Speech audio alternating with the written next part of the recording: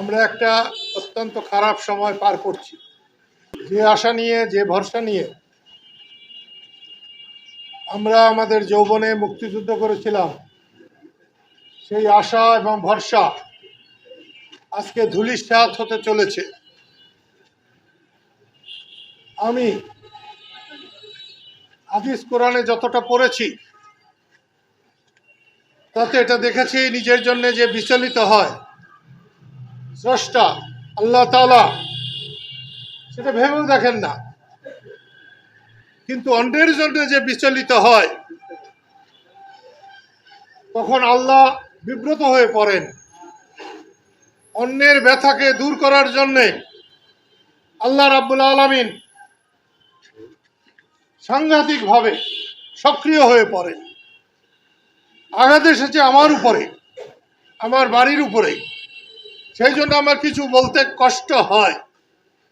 তবু যেহেতু এটা মুক্তিযুদ্ধের বিরুদ্ধে আঘাত, স্বাধীনতার বিরুদ্ধে আঘাত, সেই হেতু বলতে বাধ্য হচ্ছি। সব জিনিসের একটা নিয়ম আছে। বসুন্ধরা টিস্যু অশুদ্ধতার বিরুদ্ধে এক বিন্দুও ছাড় নয়। আমি অবাক হয়েছি, মুক্তিযোদ্ধাদের একটি সমাবেশে 144 ধারা জারি করতে হয়। এটাও তো একটা রেকর্ড হয়ে রইল। মুক্তিযোদ্ধারা একত্র হবে, তাদের মিটিং 144 ধারা জারি করে বন্ধ করা হয়েছে। এটা খুবই ন্যাক্কারজনক ঘটনা হয়েছে। আমি আবার বলছি,